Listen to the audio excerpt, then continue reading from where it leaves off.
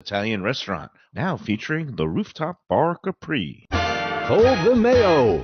It's time for Mike Mayo's Lunchbox. Find out what's being served with Mike, Bifo, and Lubie, the only show that covers food, sports, and the proper maintenance of your car. And now, a man who had the distinction of having an entire health clinic named in his honor, Mike Mayo. I want the creme clam sauce with the awesome bay, with shafafa on the side.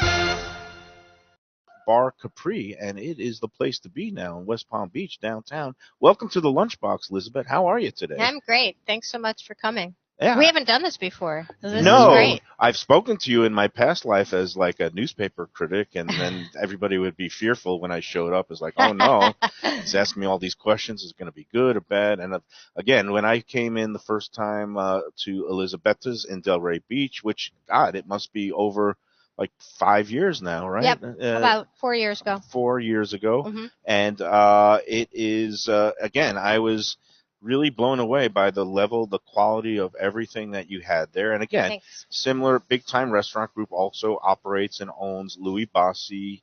Of course, they have locations on Las Olas Boulevard, and they've been going strong for, it must be over a decade now, or almost, Yeah, right? yeah. And Louis Bassi's in Boca Raton, and kind of similar concept, but now we put a little bit more of a, I guess, a feminine spin. I don't know. I mean, the colors coordinate. How would you describe the difference between the two?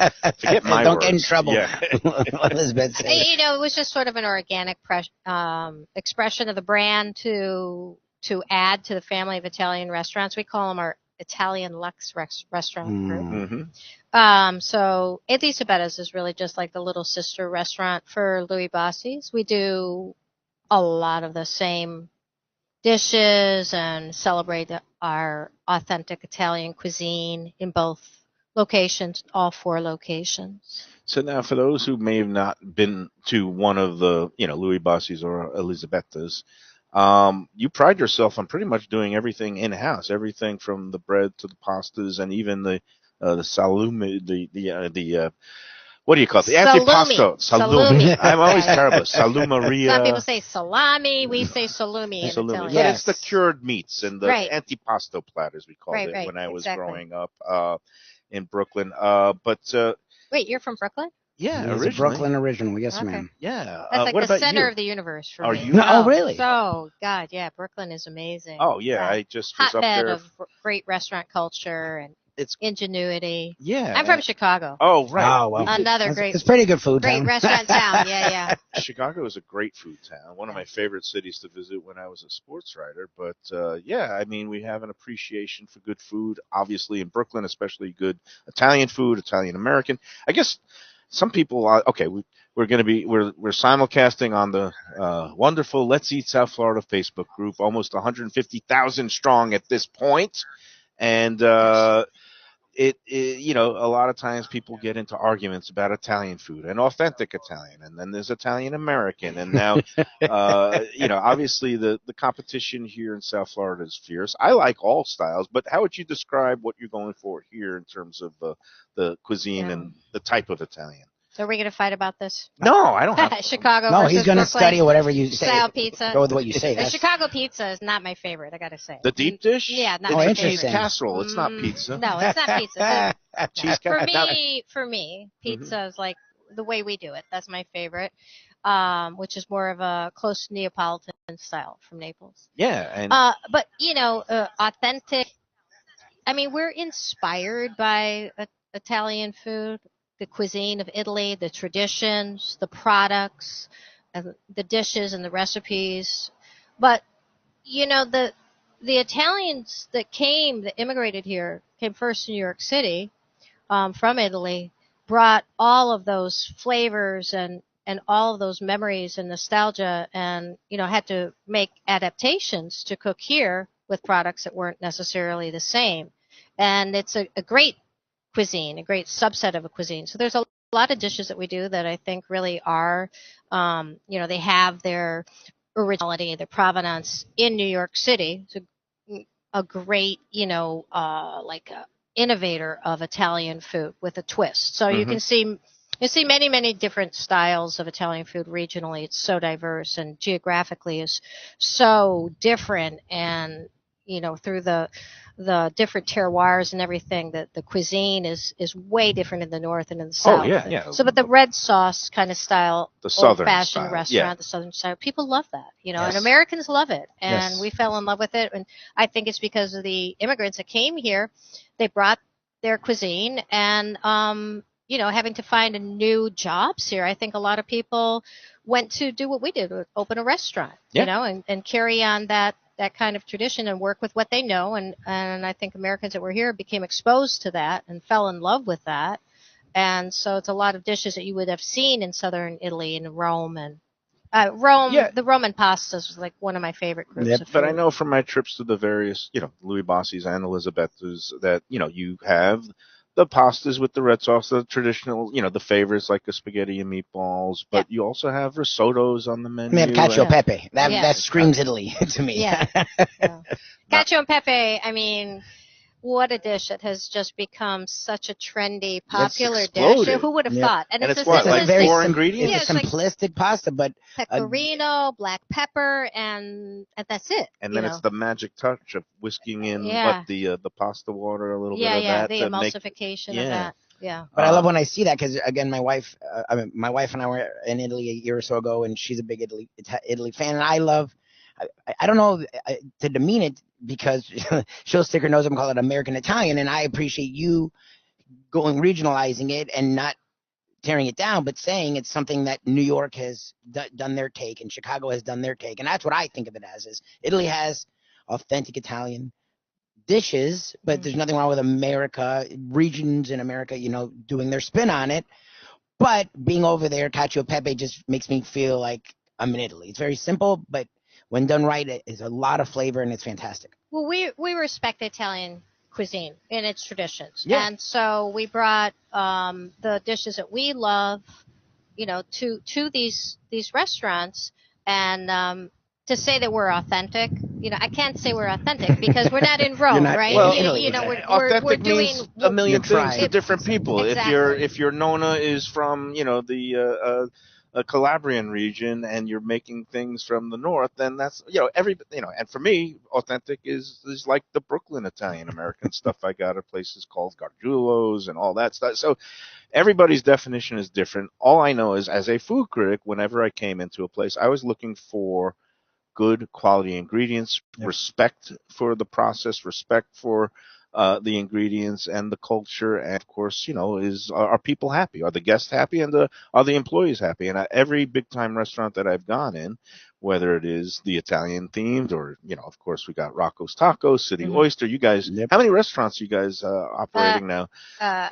18. Oh, wow. How'd that happen? 18 types. 18 18 different locations. restaurants, yeah. They're like 8 different concepts. Right. Oh, wow. Yeah, we have So that's 8 a lot. Rocco's Tacos. 8 Rocco's Tacos, Yeah. 4 of the Italian.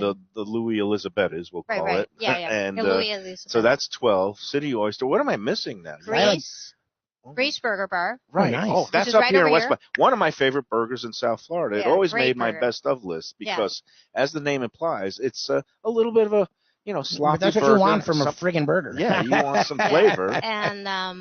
And City Cellar, which City is in the Cellar. square now. Oh, and Big City The square- Tavern, of Big course. City Tavern. Still yeah, going strong. That Las was like Olas. the first, or I think. Well, it wasn't. It was the first when we were on Clematis Street. Mm-hmm.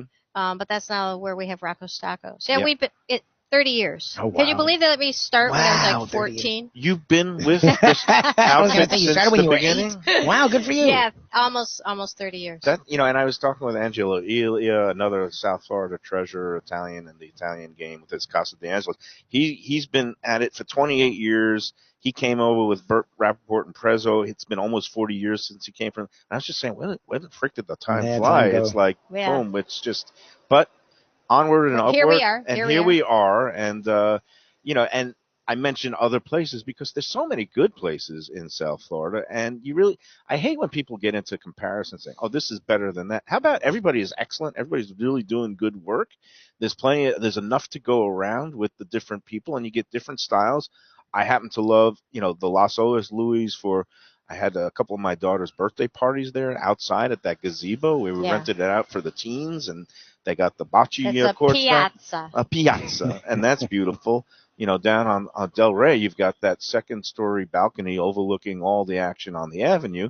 And then up here now, oh my God, you can't beat this view. This is like, Thanks. how long did it take to open this place and do the build out? And downstairs is the main dining room. Yeah, downstairs is the main dining room. And we just opened it during the boat show. We opened Bar Capri. Which is where we're sitting. Yeah. Bar Capri is our first bar only. Right. And we are right above Elisabetta, so we have a great view of the water behind us. I'd say it's about 3-4 stories up above. Yeah, right above the restaurant. So it's a spectacular view, so it has a great vibe. Yeah, for a loungy kind of and so nice drink before dinner in the afternoon, happy hour. And I'm holding the menu here in my hands, and it's got a nice kind of bar type menu where you're doing just explain some of the pizzas, some of the salumi. Well, we're doing all of our salumi. I know you want to say salami. Salami. But you're saying salumi. I'm a Jew from Brooklyn. I just remember Katz's with all the salamis hanging down, and they have the sign, send a salami to your boy in the army. That was their slogan. So I have that ingrained in my head. But salumi and salumeria and the Salumeria. Salumeria. Is that how it's pronounced? You have to get into the Italian. I'm terrible with pronunciations. I used to be great with spellings because that's the writer's curse. I can't pronounce a thing. Well, we do all of our pizzas up here. Oh, great. We just got one. And we got one. And I don't know, Lubie disappeared. This always worries me when Mike Lubie didn't take the pizza, did he? He's coming back, thankfully, right? He did not abscond with the pizza. So I still see it on the bar. He's probably getting like cutlery and knives and forks. He's very, you know what? Really? I've domesticated him well because when we started this whole gig about 2 years ago, he would eat with his just hands and sometimes with his feet. But now he's become very proper. I'd like to see him try it. And look at this. I gotta and hopefully we'll get the we've got the wonderful Debbie Abrams here, and she's helping us out. We got look at that. Now I call that, antipasto platter. Right. It looks gorgeous. Can you explain? I guess. Well, first of all, we've got the pepperoni pizza and use the cup pepperoni, right? Yeah. Well, that happens when you cook it in the oven. So the oven is a wood burning oven. It's an Italian oven. So. Authentic. Yep. And it has a high heat. So you're baking the pizza at a really high temperature. It's 900 degrees at the top of the dome. It's like a beehive style, Neapolitan style oven. I mean, and it just makes beautiful pizza. It's a very simple thing. It's about the way the heat is convected and it comes around off the walls, and we have the excessive char that you see. I call it the leopard spotting of the outer crust. Very good. Gorgeous. You've been I'm talking well-trained. pizza, studying pizza. I used to win awards for my criticism. I know a thing or two. Exactly. The leoparding is that blistered black spots on the crust that people aren't always used to seeing, but I think they're getting more used to seeing this style of pizza now. It's very popular. Again, the Neapolitan, and again for the some of the old New Yorkers who like their slices that they fold. And this, sometimes you can eat a knife and fork pizza. You can use the knife and fork with the Neapolitan style. Yeah. I'm still an old school Brooklyn guy. I'm not going to go in yet for the first bite until Lubie gets back. It smells delicious. It looks wonderful. You make fresh mozz in the house? Is that? No, we don't. But we use fresh mozzarella, and we import the tomatoes, and it's imported pepperoni. We make the dough in house. It's a 24-hour fermentation. Right. So it's a cold fermentation, and it's a what they call really highly hydrated dough. It's a very wet dough. And what we explain about it is that water, that extra water in the dough, it makes it a little bit more difficult to work with because it's a very soft dough. This isn't a dough that you can manhandle and toss in the air, but it protects the dough from the high heat. So it's 900 important. degrees. What is it? About 90 seconds that you That's do what we it? say. Yeah, 900 degrees for 90 seconds. That makes it simple. That's good. Yeah. And then let's get to this wonderful array of the meats and cheeses, and I also see pickled vegetables and some Marcona almonds, and I see some grapes, and I see some sliced apple. Our Parmesan breadsticks have a little red chili flake in them, the grissini, and we make those. I'm gonna go in for that now. Those, look at that. Those are my favorite. They're so crispy and skinny and crunchy, and I love that. And we serve the meats and the cheeses just with little side dishes, little bites of things to go with it and accentuate the flavor. So we've got a truffle honey and the dried figs and cherries with fresh apple.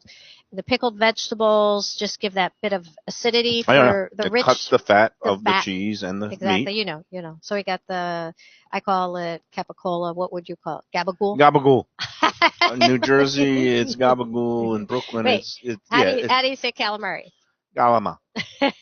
Oh man, in Brooklyn we had the best place, and it's funny. I ran into one of the hosts who used to live in Sheepshead Bay. Ah, Sheepshead Bay, the small world. home to one of my favorite, it's called Randazzo's Clam Bar. They're Oh, yeah. famous for their galama, their calamari. They make a Yeah. fried calamari that is to die for with this sauce that they either get the hot or the mild, and it's Right. this thick as sludge tomato sauce that you drag the fried calamari. So Now I want calamari. We got to order calamari now. I say so. It's gabagool. I can't say it though. And galama. I gotta say calamari. But, down Well, the here, secret, the secret is just great fried calamari is buying fresh calamari Yeah. from, it's from off of New Jersey. Okay. So a lot of Cleaning it. restaurants aren't using as good quality products, and we use, we source the best that we can. And if we can't buy it, we make it. So we make our olive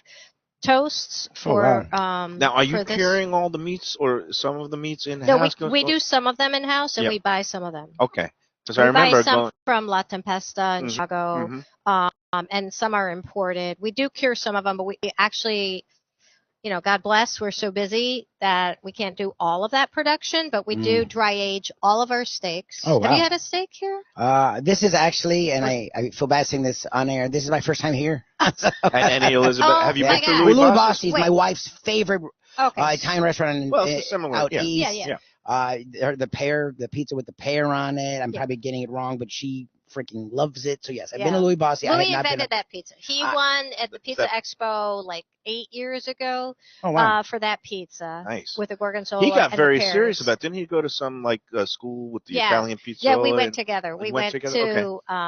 to get certified to be pizzaiolos. Right, which Yeah, is- it's a very serious It's business. a very pizza. serious very popular. designation. Oh, well, Yeah. now we've got the whole crew coming up. Hello, Brooklyn. I was Come already on talking in. about We've you got, and Sheepshead Bay, and I loved going to. We've got silverware because Oh he doesn't yeah, want we you got to eat set the up. pizza with your feet. I ran downstairs to make sure we can get some Oh, silverware okay. because I know Mayo got will a just little- go for it, Thanks. and Lisbet is elegant and classy. So I wanted to make sure Mayo did not just do that.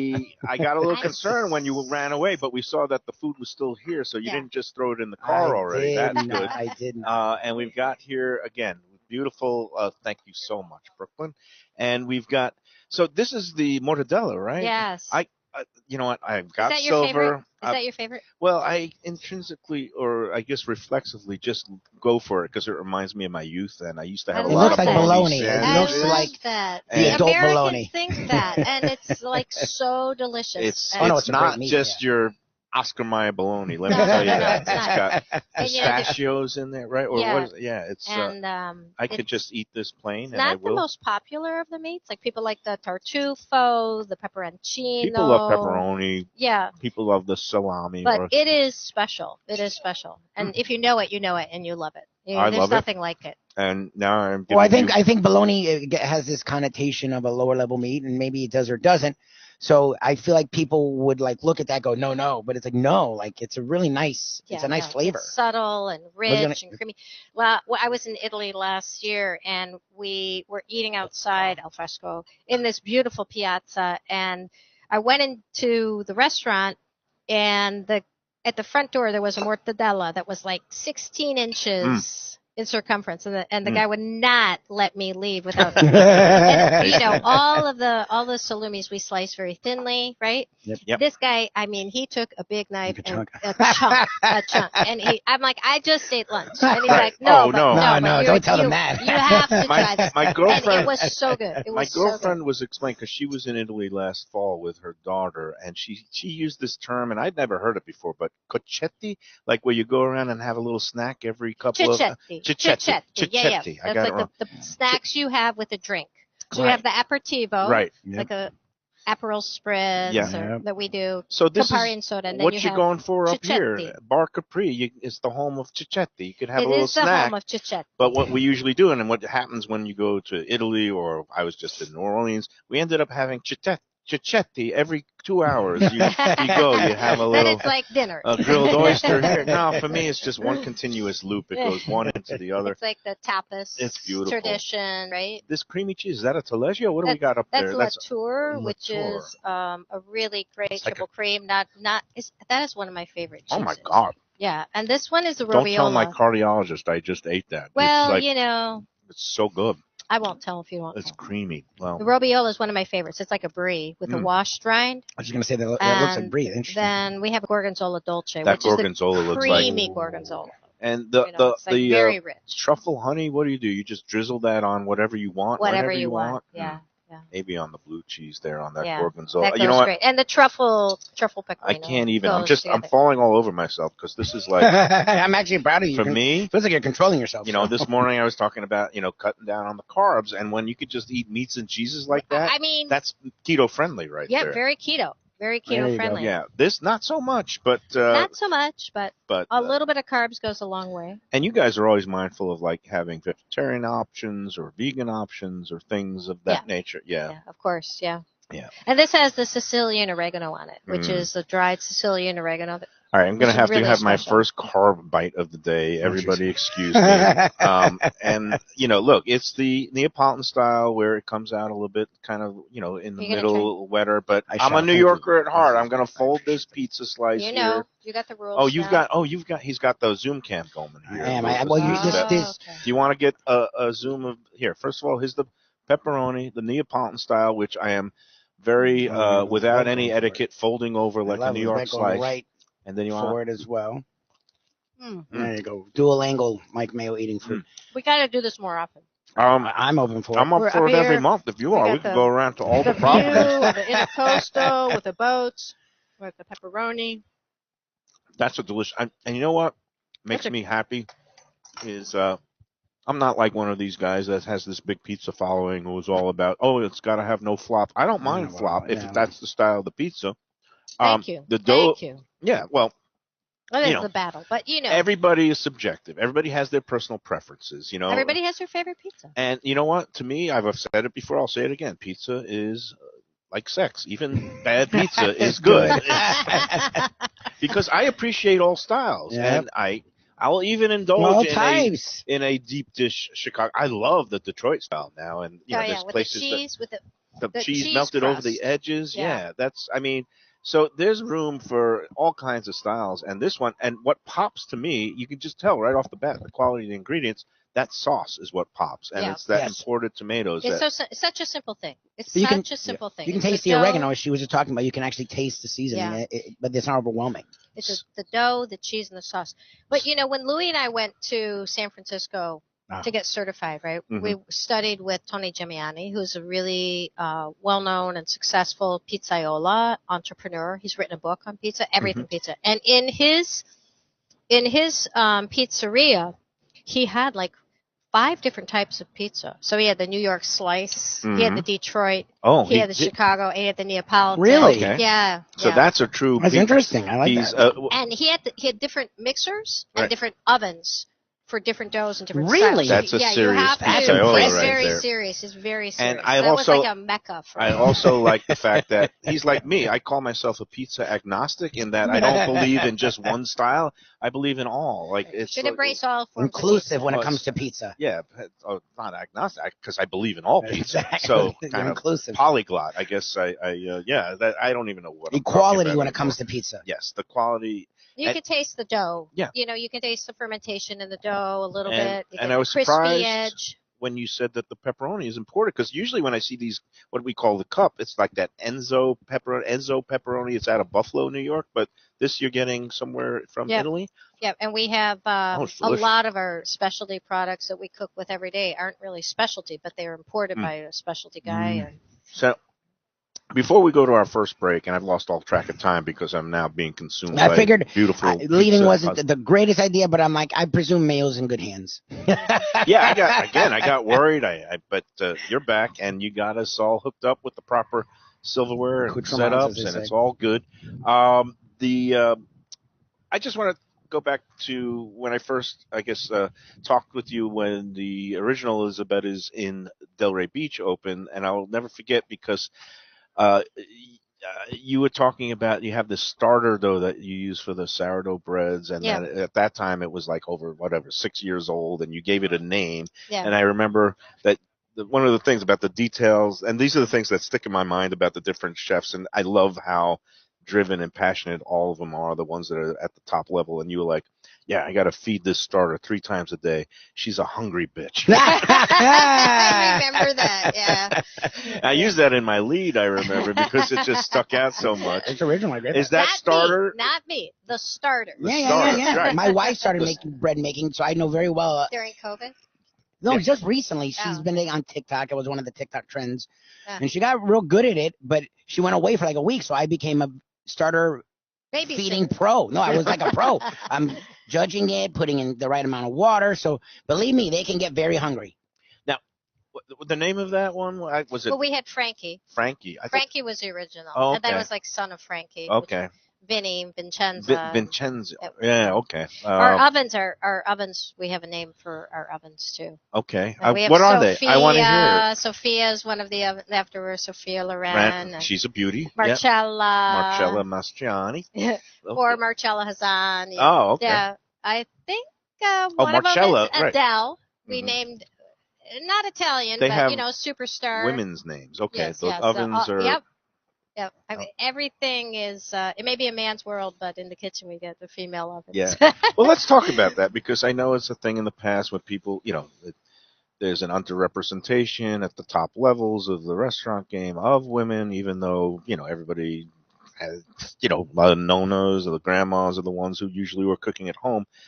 Just talk about your journey and, has it been difficult for you when you were first coming up and how has it gotten now lately in the year 2024? I can't believe we're this far into the new century. Yeah. No, it's been great. I've been doing this since I was 19, Wow. Mhm. and I'm 63, Oh, and jeez. I've been with Big Time almost 30 years. So I haven't felt that it's been as much of an issue for me as some professionals have had. Well, the guys you work with, Todd, I mean, they've been very Embracing inclusive minded. and welcoming, and Yeah. yeah. Yeah, So, they've been great and very supportive, and it's been a very collaborative, sort of organic growth of the company for over 30 years. And Mhm. yeah, I'm really proud of what we did, and it's great to see more women in the kitchen now. But there's definitely still more men in the kitchen than women, Right. Especially in the management role. So I would love any women to send me their resume. Mhm. Nice. Like, Are but women? I don't even want to get into stereotyping, but are they easier to have as underlings because they're more accepting of a woman boss, or Have you now? faced issues being a woman in the industry, I guess? I haven't had the struggles that other people have had. I wish I had like this great epic story, of overcoming these difficulties. But I've found that our teams in general are they're really diverse. Mhm. From many different backgrounds, socioeconomic backgrounds, and age. A lot of people have come into hospitality that were doing something else and just got bored, and they just So they fell have in a love. zest. They fell in love with the sort of the energy of being in a restaurant. And so they're career changers that we work with in the kitchen. So, I mean, it's just a lot of diversity, which has made it fun and engaging, and it is a dynamic situation. So I really appreciate working with young women and young men. A lot of people, it's their first job, Mhm. coming into hospitality. They're in between something. They haven't decided what they want to do with their life yet. Mhm. And so it's a sort of easy place to slip in and start working. And so you have kind of a responsibility for people, the first job in the workplace, to kind of initiate them into a sense of professionalism and discipline. When you started off, did you think this was going to be your career for life, or did you think it was just a stepping stone to, or a gateway to something else? I've never thought of doing anything else, Mm. Okay. and I still love it. Is that crazy? That's great, though. Yeah. That's I feel like it's rare When you find to not get burnt out. It That's explains amazing. why you've climbed to the level that you Thanks. have, because you Well, have the passion, and it's not work to you. it's not boring. Mm. It's changing. It's always changing. Yeah, this industry always is. And we'll talk more about that along with some other things. After these words, it's time to take the first break. And before we get to those words, let me just put in a good word about our friends at Delaware Chicken and Seafood Market. That's down in Hollywood in Broward, and that's an institution, an icon. It's been there for over 60 years. Yep. 4191 North State Road 7. And again, with just had the Easter holidays come and go, but now the Passover holidays are approaching, and it's a place where you can stop in and get things for your holiday table. They make their own gefilte fish in house, chopped liver, delicious. They also are known for their obviously wide array of fresh seafood and meats, and of course poultry. That's where the name comes from, Delaware Chicken and Seafood. The crew there, Jose and Gene, will take great care of you. And don't forget, if you're going to be hosting any kind of parties coming up or just home cooking, it's going to be grilling season soon. They've got steaks. They've got all those great house-made sausages, all those varieties, turkey, chicken, along with the classic pork sausages.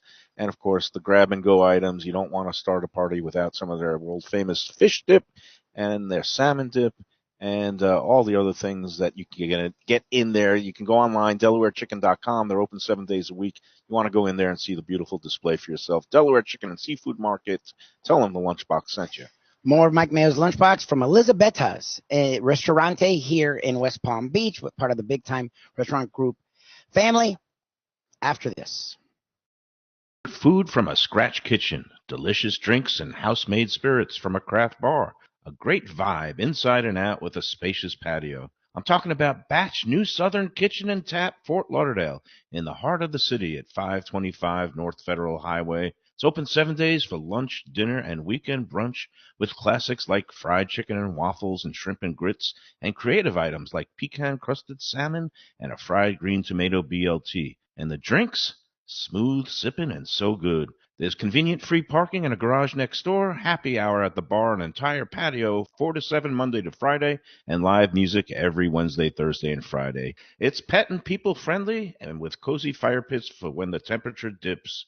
For reservations and more information, go to BatchSouthernKitchen.com. Hey, it's Mayo here for Delaware Chicken Farm and Seafood Market. Since 1951, for over 70 years, the home of freshness. I've been a customer for over 3 decades, and it's the place to go for poultry, steaks, meats, and of course their unbelievable selection of fish and seafood. They've got it all. Key West pink shrimp, grouper, snapper, lobster, and of course Florida stone crab claws of all sizes. Don't forget their famous fish dip and a full selection of prepared foods. It's located at 4191 North State Road 7 in Hollywood, just across from the Seminole Classic Casino. Doug Carter and crew will take great care of you. Make sure to check out their weekly specials and daily catch online at DelawareChicken.com. Quality, value, freshness, that's the Delaware way. Tell them Mike Mayo and the Lunchbox sent you. If you like seafood in a comfortable setting, outdoors, even keel fish shack at the corner of A1A and Commercial Boulevard in Lauderdale by the Sea, and also now with a new location on Las Olas Boulevard. Those are my spots. Upscale food in a down-home setting. The chef owners, Dave and Brad, do a terrific job with all the seafood classics that you want. They have the best grilled oysters in town, bang bang shrimp, lobster rolls, and daily fish specials. They also have weekend brunch Saturday and Sunday. They have daily happy hour 4 to 7, and they also have other weekly specials like mussels on Monday and oysters on Tuesday. Go to Even Keel Fish Shack and tell them that the Lunchbox sent you. For an exquisite sushi experience, Kaizen Sushi Bar and Grill in Fort Lauderdale is the place to go. 5640 North Federal Highway, just north of Commercial Boulevard. Chef owner Hui Lam, he's a sushi savant, slicing and serving pristine fish and seafood flown in directly from Japan and around the world. Nigiri, sashimi, special rolls, and omakase dinners. He's ruined me from going anywhere else. It's that good. Open 7 days for dinner and also for lunch. Even if you're not a sushi fan, they have great cooked options, including steaks, chops, rice and noodles, and other Japanese dishes. It's fantastic. For reservations and information, go to kaizenflorida.com. Tell them Mike Mayo and the Lunchbox sent you. Delicious Mexican food with innovative twists. Margaritas with a medley of tongue-tingling flavors. I'm talking about Taco Craft, Taqueria, and Tequila Bar. The place to go on Taco Tuesday and every day. It's located at 510 North Federal and Highway in Fort Lauderdale, and also in Lauderdale by the Sea at Plantation Walk, and soon in Coral Springs. Taco Craft has specials every day, including bottomless drinks for a Sunday brunch, and Taco Tuesdays with their $4 premium tacos, including their new burrito tacos with bone marrow broth. Oh, it's so good. They've even made a taco lover out of me, and they've got so much more, including fajitas, that open-faced smashed cheeseburger tortilla that's new, and a guacamole sample that's an explosion of flavors. The kitchen is open late. There's delivery and takeout. For more information, go to tacocraft.com. Tell them Mike Mayo, the Lunchbox, sent you. We're back on the Lunchbox. We're at Elisabetta's Ristorante Italiano in West Palm Beach with culinary director for Big Time Restaurant Group, Elisabetta Suma. And it's great to be able to kind of sample some of the wares here. We're up at the Bar Capri, which recently opened. Talk a little bit about the nitty-gritty. When is the Bar Capri open? Is it every day at a certain time? And what? We're open 7 days a week for happy hour. Okay.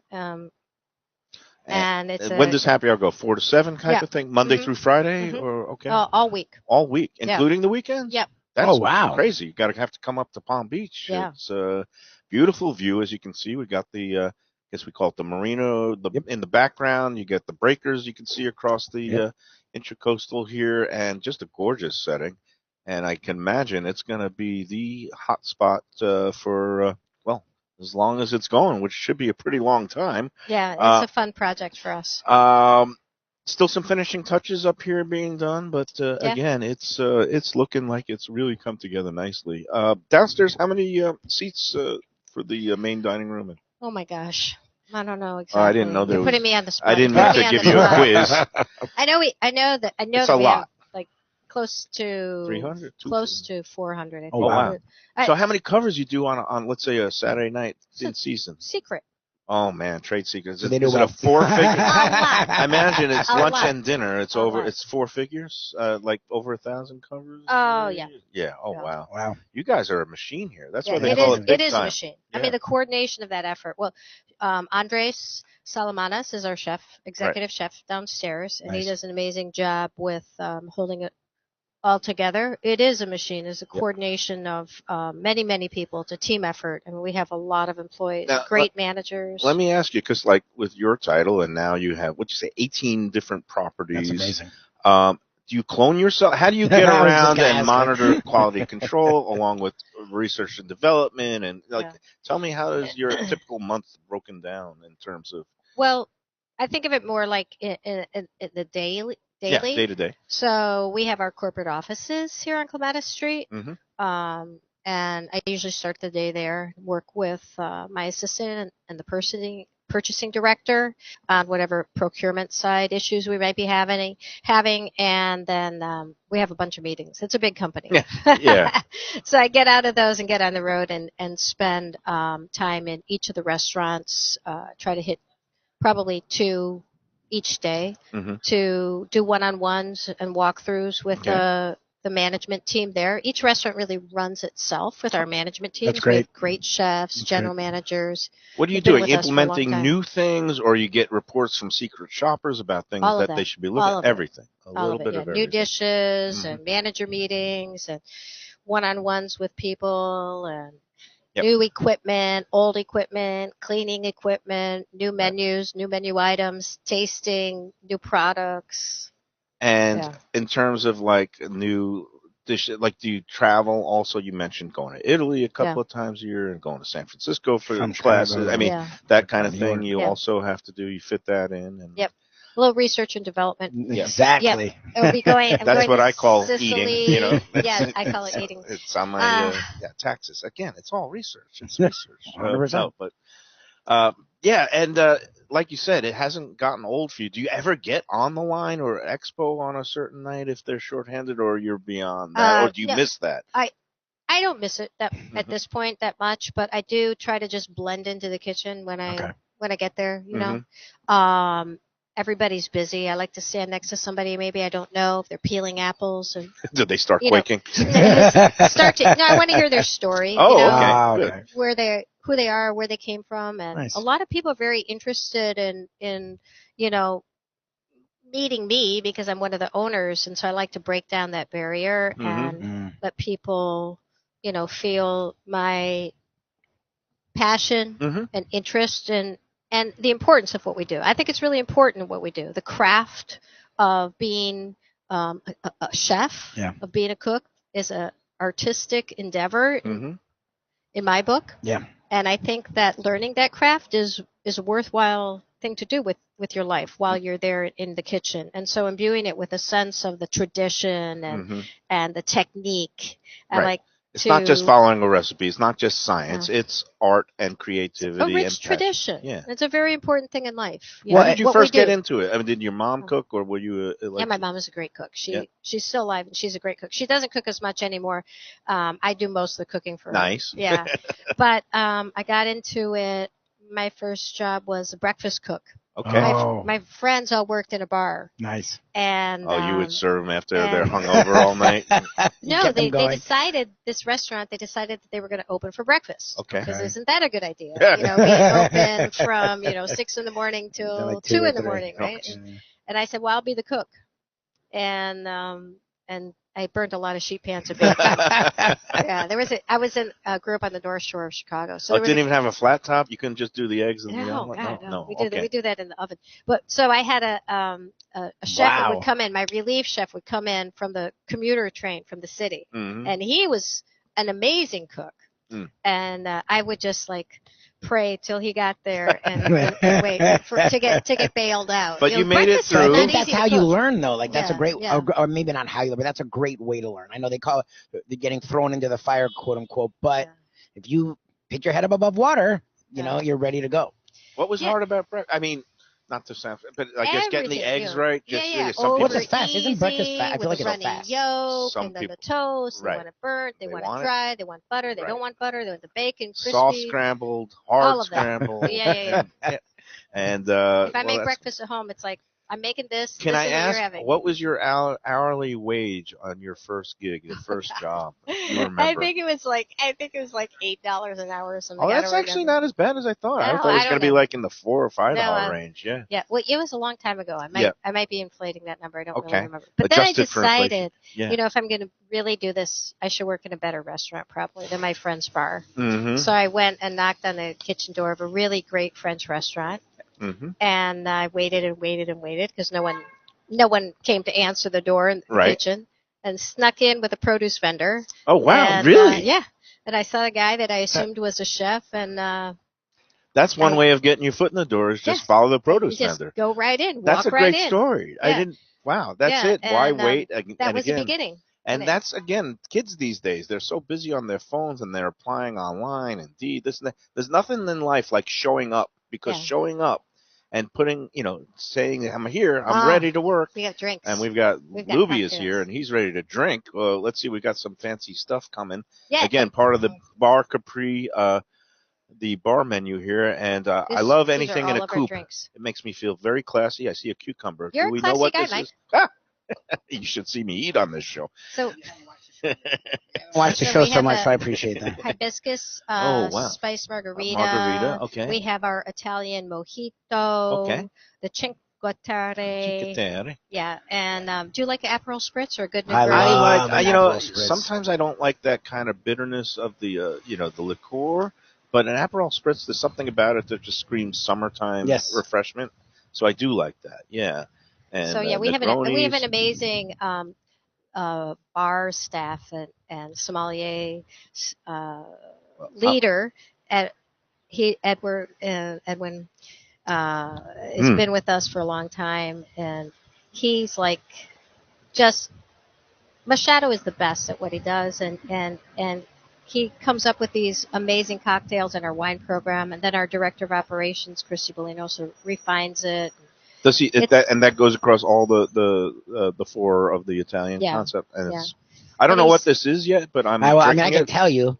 Tell me. I was gonna let you guess.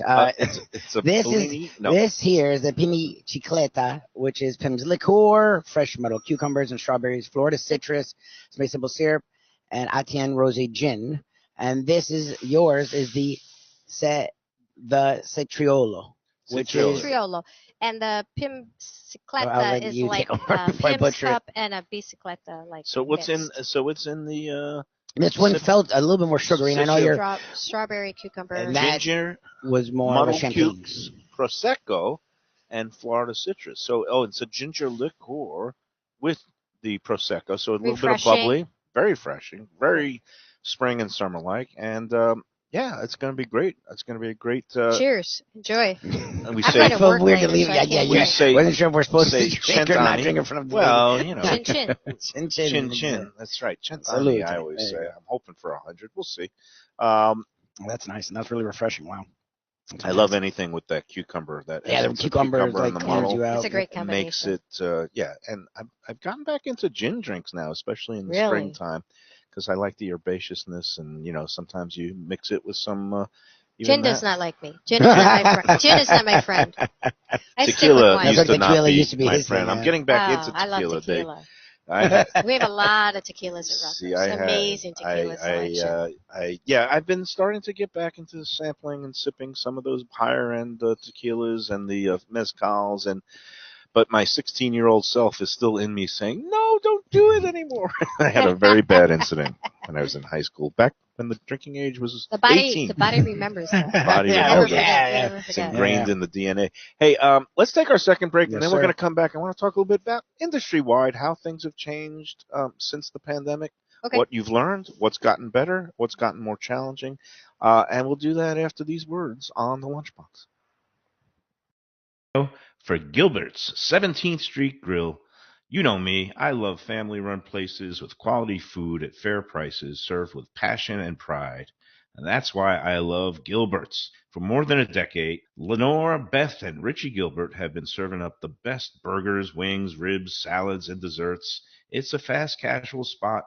Everything prepared fresh to order from an immaculate open kitchen. They're at 1821 Cordova Road in Fort Lauderdale in the Cordova Shops just south of 17th Street. Open every day but Sunday. One of my favorite burgers in South Florida. Big, round, juicy pucks of 100% Angus beef, char grilled to perfection. And don't miss the sweet potato fries on the side. They're legendary. Go to Gilbert's, feast, and be happy. Tell them the Lunchbox sent you. When I'm looking for some wicked good food for a wicked good lunch, there's only one place to go. That's Wicked Cheesesteaks in Fort Lauderdale. It's at 4824 North Federal Highway, just south of Commercial Boulevard and across from Holy Cross Hospital. My friend Brian there, he will hook you up with some really tasty treats. They've got cheesesteaks just like the best you can find in Philly, along with lobster rolls, because that's where he's from, Maine originally. And they have wings and pizza and everything you want to have a really good time. Wicked Cheesesteaks, they're open every day but Tuesday. Check them out online, wickedcheesesteaks.com. Tell them the Lunchbox sent you. If you're looking for a great place for steaks, seafood, and more, go to Tropical Acres Steakhouse and Butcher Shop. It's at 2500 Griffin Road in Dania, just west of I-95 and the airport. They've been there a long time, since 1949. That means they're doing something right. You'll get old school hospitality from the Studiali family, along with great value, for tremendous service. Of course, you could also go into the bar for happy hour every day, 4 to 6, and they have great value all night long. Also, a butcher shop that's open every day from 10 a.m. to 6 p.m. except Sunday. The dining room is open every day at 4:30 except Sunday. Go to Tropical Acres. Tell them the Lunchbox sent you. Here for Prezzo Italian Restaurants. 2 locations, Boca Raton at Park Place on Military Trail and Palm Beach Gardens in the PGA Commons on PGA Boulevard. Contemporary Italian cuisine with house-made pastas, wood-fired pizzas, salads, veal, chicken, and of course their famous focaccia bread with oven-roasted garlic bulbs. In Garlic We Trust is their slogan, and you can trust Prezzo for a great experience with gracious service and tremendous value. Open 7 days, featuring brunch, lunch, dinner, and happy hour. Great wine deals and full bar at both locations. For reservations and more information, go to eatprezzo.com. All right, we're back on the Lunchbox. We're at Betta's in West Palm Beach. The address here is something Banyan Avenue, Yeah. right? Banyan and the ocean. Banyan and the Exactly. Intracoastal. and the Intracoastal. When you see the water and the boats You know stop, you're close. valet parking, very easy to get to. We're actually at Bar Capri, though. We're above. That's Yes, true. we Correct. are. This is its up own... on the roof. Thank you for the correction. Up Bar on the Capri, roof. open every day for your happy hour, and then also light bites and great cocktails and a beautiful rooftop setting. And it's great when we can show off a new sparkling toy that I guess it is in its brand new infancy. So come on up here, check it out. I definitely highly recommend it, as I also recommend the great food and hospitality that you will find at the big time restaurant groups, Louis Bossi's, Elisabetta's, Rocco's Tacos, and City Oyster along the other properties. City Oyster, City Cellar. City Cellar, Big City time, Tavern. Big City Tavern. I'm also Grace Burger Bar right Grease over, Burger, right there. all the Mattis classics. Street. We don't want to leave anybody out. But, Can't leave anybody out. so let's talk about that thing that happened like 4 years ago. What? Um, What happened? Everybody had to stop in their tracks and say, "Oh no, now what?" And restaurateurs and chefs, they always figure out a way. What was it like during those first few months when restaurant dining rooms were not even open? And then what's it been like since, especially with the labor pool and everything? But it looks like you guys still get some pretty good people in here. I mean, our experience, like you've heard so many times, I'm sure, from other chefs that you've spoken to, it really knocked us off our feet, right? So being told one day, "Hey, you're all closed, and we're not allowing you to now. open until we'll figure out when." I'll never forget that. Yep. So I mean, it was so hard to keep up with the changes that were coming at Well, it was like every everybody. week. Yeah. And rolling with the punches with Well, that. you're literally fighting for survival. You don't know what's going to happen. Did you guys pivot to takeout and delivery? We did a lot of takeout, and we had to limit the seating and have. It's amazing to look back and think about the gyrations we went through with putting up the plastic. It seems so long ago, and yet it is not that far in the past. It's not. Yeah, I think we all just wanted to put it behind We us. Oh yeah, we're all blocking it out, Yeah. denial, and we've gotten, obviously it still exists, but there are ways to mitigate it now, and thank God, and we have the outdoor Knock on seating wood. here, which is great for us in South Florida. Well, we were building this restaurant. Okay. We started Oh, building geez. it right Oh, when COVID hit, and come to find out that wasn't going to slow down. Really? Interesting. So, Okay. Yeah, no, it just kept Well, on going, all right. Construction workers were That essential takes workers. some foresight because things eventually do Come back, thank to an goodness. end Yeah. and come back. So But what we had, 150 seats outside. So that's in great. In this location, that was really great. was very And helpful. of course, I think in the municipalities all up and down the coast were really lenient with restaurateurs to have the outdoor seating Outdoors, yep. extended. Yep. So that all happened, and the takeout thing happened, and people were baking sourdough and Yep. doing all of that, and that all happened to the business. And what happened to the people, to the staff, was that everybody was going through, family Their own members thing, and yeah. loved ones. So there was a lot of emotion Yep. and difficulty. uncertainty. There was no certainty, really. Nobody knew what was going to happen. Yeah. This is unprecedented. And it dragged on. And- We really didn't know how long it was going to go. What I find interesting with life, with downs, there's ups, and whatever happens not only makes it stronger, but you can learn things. Talking to different chefs, restaurateurs, I know they've taken different things out of COVID. Did you take anything, I don't want to say positive out of what was a really tough time for people, but did you pivot out of it and take anything from it that you didn't do before, or did it reaffirm things that you were doing before? Did anything change from those more difficult times than to now? Well, just on the business side of things, there was a lot of change that affected us in the supply chain, right? So like our business, like many other businesses, were affected by that. And there was a lot of hardships surrounding that. And so we became more flexible and more facile and more accepting of difficulties. So that was like the business side of it.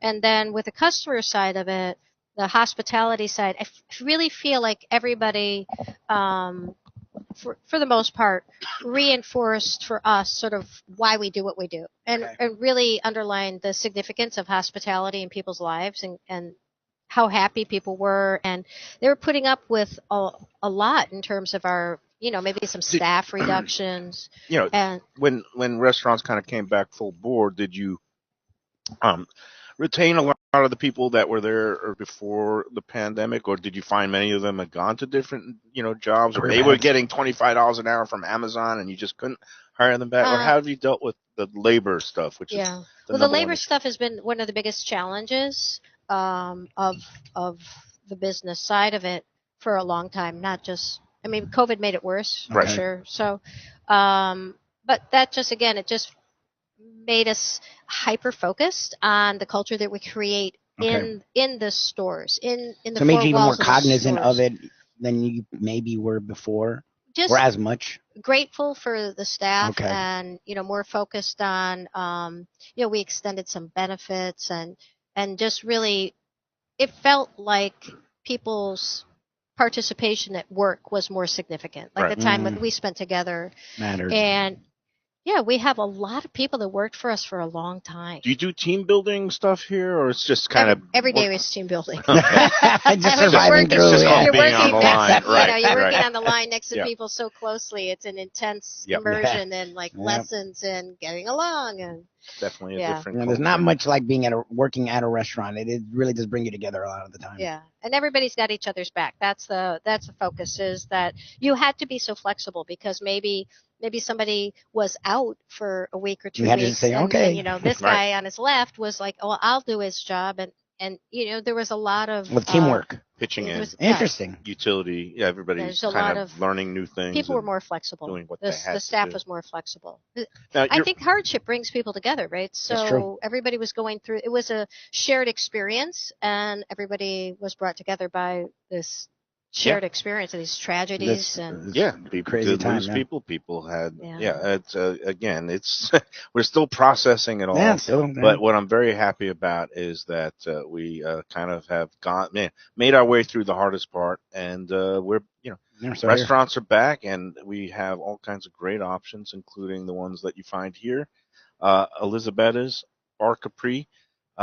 This is just a stunning build out. I mean, the Yeah, people ground keep floor. chiming in about how great the view is. So we did capture that. I'm like, Good job, I'm Lubie. glad you guys could see that You because see behind it is stuff, you can see spectacular. behind The me. view is, and You've it seen our matches the food faces. well, but I mean, it's Elizabeth fantastic. is obviously, that's a face that you want to look at. I don't know about me and Lubie so much anymore. But you can look past us to a ridiculously amazing view It at is the marina. beautiful. Yeah, It really is. and we There's a really, breeze up here too. it's yeah, gorgeous. Cool. it's fantastic. All right, we got to take one more break, do some more business, and then we're gonna wrap up this edition.